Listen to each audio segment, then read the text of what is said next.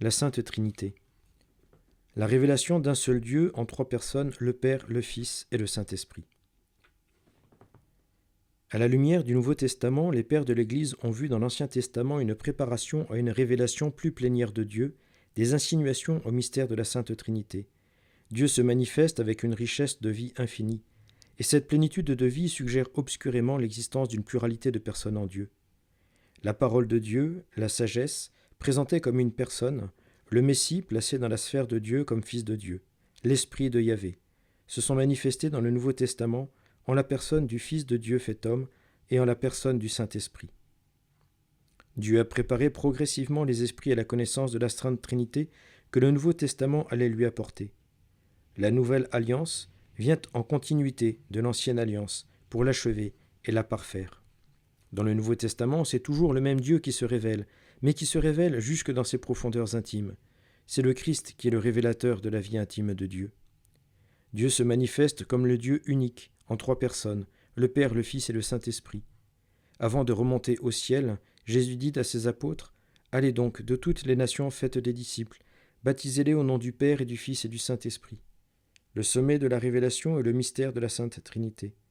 Le mystère de la Sainte Trinité est le fondement du christianisme et la base de toutes nos croyances. Toutes les vérités de foi de notre credo sont rassemblées autour des personnes divines de la Sainte Trinité. Toute la liturgie catholique est imprégnée de ce mystère central. La vie chrétienne est marquée par la vie trinitaire. Le mystère de la Sainte Trinité est le mystère d'un seul Dieu, en trois personnes, égales et distinctes. Un mystère est une vérité que nous ne pouvons pas comprendre parfaitement, mais que nous connaissons parce que Dieu nous l'a révélée. Nous avons vu qu'il est normal de rencontrer du mystère lorsqu'on aborde Dieu, parce que Dieu nous dépasse infiniment. La Sainte Trinité n'est pas mystérieuse dans le sens où Dieu nous proposerait des énigmes indéchiffrables. C'est mystérieux dans le sens d'inépuisable par excès de lumière. Dans la mesure où notre esprit peut essayer d'approfondir ce mystère et notre langue humaine de l'exprimer, essayons de considérer les profondeurs de la vie divine que Dieu nous dévoile. En nous présentant le mystère de la Sainte Trinité, l'Église ne fait pas conclure que 3 égale 1, mais elle proclame que la nature divine qui est une est possédée en même temps par 3 personnes divines. Ce qui fait l'unité en Dieu, c'est la nature. Ce qui fait la distinction du Père, du Fils et du Saint-Esprit, ce sont les personnes, les relations qu'elles entretiennent les unes envers les autres. Le mystère n'est pas contre la raison, mais au-dessus de la raison. La nature et la personne sont 2 aspects que l'on peut considérer dans un être doué de spiritualité. La nature est ce qui fait qu'un être est ce qu'il est. Du bois, du fer, un animal, un homme. La nature d'un homme est d'être composé d'un corps et d'une âme spirituelle. La personne est le sujet responsable, le propriétaire, le centre d'attribution. Le langage distingue souvent les 2 aspects de nature et de personne lorsque l'on dit par exemple « ton âme, son corps, mes pensées ». On indique que ce qui est de la nature ou de ses activités, âme, corps, pensée, est la personne à qui il faut les attribuer ton, son, mes. En Dieu, l'unique nature divine est si riche et si féconde qu'elle est possédée par 3 personnes divines. Nous savons que Dieu est un pur esprit, infiniment parfait. Dieu est plénitude de vie et sa vie s'exerce par une intelligence d'une capacité de connaissance illimitée et par une volonté d'une capacité d'amour infini. L'intelligence divine doit se porter sur un objet de connaissance et la volonté divine doit se porter sur un objet d'amour. Cet objet de connaissance et cet objet d'amour doivent satisfaire pleinement Dieu. La révélation divine nous fait connaître que la vie divine est si riche et si féconde qu'elle jaillit en 3 personnes divines. Le Père donne naissance au Fils, et du Père et du Fils procède le Saint-Esprit. Le Père donne naissance au Fils. Comment envisager cette génération en Dieu ? Le catéchisme romain enseigne « De toutes les comparaisons présentées pour expliquer le genre et la manière de cette génération éternelle, semble se rapprocher le plus près de la réalité, celle qui est empruntée à l'activité intellectuelle de notre esprit. Considérons donc comment l'homme se connaît. Pour se connaître, son intelligence donne naissance à une pensée. L'intelligence humaine réalise ainsi une conception, une sorte de génération spirituelle.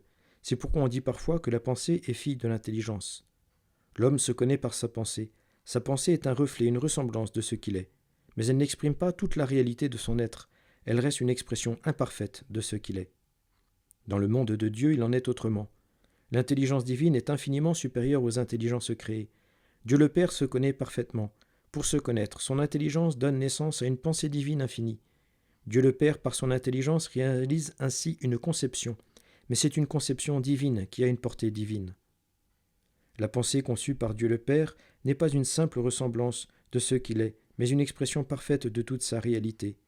Le Père, en une seule pensée, s'exprime totalement, il engendre un autre lui-même. La connaissance du Père est d'une fécondité divine.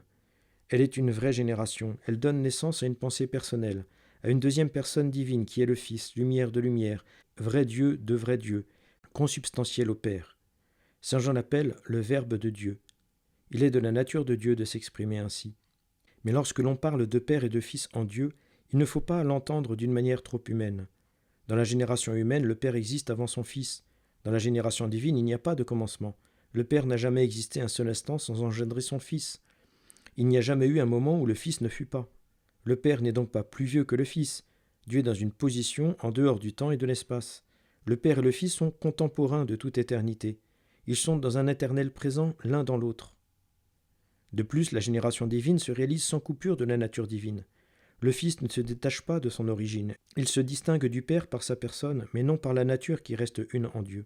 Ainsi, Jésus disait à son Père, « Tout ce qui est à moi est à toi, comme tout ce qui est à toi est à moi. » Et à l'apôtre Philippe qui demandait au Seigneur, « Montre-nous le Père, cela nous suffit », Jésus répondit, « Celui qui m'a vu a vu le Père, je suis dans le Père et le Père est en moi. Le Père et moi, nous sommes un. » Le Saint-Esprit procède du Père et du Fils. Si nous considérons maintenant l'activité aimante entre le Père et le Fils, nous y découvrons une expression d'amour infini qui est encore d'une fécondité divine. Le Père connaît parfaitement son Fils et de cette connaissance jaillit un amour infini qui se donne totalement au Fils. De même, le Fils connaît parfaitement son Père et de cette connaissance jaillit un amour infini qui se donne totalement au Père. Ce regard éternel de contemplation entre le Père et le Fils provoque une admiration réciproque, un amour divin qui ne reste pas stérile, un amour divin qui a une portée divine, qui s'exprime en une troisième personne divine, qui est le Saint-Esprit ou l'Esprit d'amour. Le Père et le Fils sont unis d'une étreinte d'amour puissante et substantielle, d'où procède le Saint-Esprit. Un peu comme sur terre, deux êtres qui s'aiment ne font plus qu'un, et alors deviennent trois. Le père et la mère regardent leur enfant, qui est l'expression parfaite de leur amour et qui témoigne de leur unité féconde. Dieu a fait la famille comme chaque individu, à son image, à sa ressemblance. Dans l'ordre divin, l'Esprit Saint est l'expression parfaite, vivante, personnelle de l'amour du Père et du Fils. L'Esprit Saint est le couronnement de la vie en Dieu, il achève le cycle de la vie trinitaire. Et cette expression de l'activité aimante en Dieu se réalise toujours à l'intérieur de Dieu sans coupure de la nature divine qui reste une. Et c'est une activité instantanée, une activité en dehors du temps et de l'espace. Le Père et le Fils n'ont jamais coexisté ensemble, sans que d'eux aussitôt procédât le Saint-Esprit. Il est dans la nature de Dieu de s'exprimer ainsi. Dieu n'a pas commencé à être Trinité. Il l'est de toute éternité. Le Père, le Fils et le Saint-Esprit sont trois inséparables par nature. Et dans la Trinité, il n'y a pas de dégradation ni de supériorité de personne par rapport aux autres. Ce que le Père a, le Fils et le Saint-Esprit l'ont également. Les trois divines personnes sont égales, elles possèdent totalement la réalité divine. Ainsi donc, la nature divine est une, et à cause de son infinie fécondité, elle est communiquée à trois personnes divines. Dieu est Trinité et unité. Trinité qui ne brise pas l'unité, unité qui s'épanouit en Trinité, dans l'égalité absolue d'une même coexistence éternelle. Dieu est tellement amour qu'il est plusieurs en un. Il est un dans une communion de personnes, dans une communion de famille, dans une communion de vie et d'amour. Il est amour dans sa triple communication. Dieu, sans sortir de soi, trouve avec qui nouer le dialogue et faire le partage de l'amitié. Le « je » du Père s'adresse au « toi » du Fils. L'un et l'autre s'aiment dans le « nous » du Saint-Esprit. Cela dans l'unité d'une conscience, d'une nature, d'un seul être. Dieu trouve en lui-même, dans ses communications divines, une activité éternelle et un éternel sujet d'amour. Dieu se suffit à lui-même, il ne lui manque rien, son bonheur est infini. Ce n'est qu'au ciel que nous pourrons apprécier davantage la réalité de Dieu, Père, Fils et Saint-Esprit. Ici-bas, l'intelligence humaine reste bien faible pour saisir toute la portée des vérités révélées. La valeur de la réalité divine dépasse tout ce que nous pouvons en dire. On pourrait multiplier les termes de grandeur, on n'arriverait pas à épuiser toutes les qualités de la vie divine. Dieu est un être tel qu'on ne peut rien concevoir de plus excellent que lui. C'est notre Seigneur Jésus-Christ qui nous a révélé le Père, le Fils et le Saint-Esprit. Je ne vous appelle plus serviteur, dit Jésus à ses apôtres, car le serviteur ignore ce que veut son maître. Maintenant je vous appelle mes amis, car tout ce que j'ai appris de mon Père, je vous l'ai fait connaître. La révélation de Dieu, Père, Fils et Saint-Esprit, ne doit pas rester étrangère à la vie de l'humanité, car si Dieu se fait connaître dans le mystère de sa vie intime, c'est pour nous inviter à pénétrer dans la famille divine, à devenir fils adoptifs, à participer à la vie et au bonheur de Dieu. C'est pour la réalisation de cette destinée magnifique qu'un jour une femme, la très sainte Vierge Marie, a porté Dieu et l'a mis à notre portée. Le Fils de Dieu s'est incarné pour nous unir à lui et faire de nous des fils et des filles de la Trinité, participant à la vie divine. Les personnes humaines sont appelées à entrer en relation avec les personnes divines. La personne est un être autonome, mais aussi un être de relation. La personne est faite pour la relation, pour la communion avec d'autres personnes. À l'exemple des 3 personnes divines, nous sommes faits pour la communion. Nous sommes destinés à participer à la vie de connaissance et d'amour qui jaillit éternellement entre les 3 personnes divines. Avec la communion à la Trinité Sainte doit se réaliser aussi la communion des hommes entre eux. La veille de sa mort, Jésus a prié son Père pour nous en disant « Que tous soient un. Comme toi, Père, tu es en moi, et moi en toi.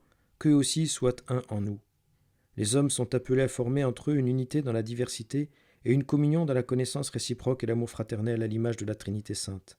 Ainsi, à travers l'histoire du monde, la Trinité conduit à la Trinité. Le Christ est le chemin, la Trinité est le terme.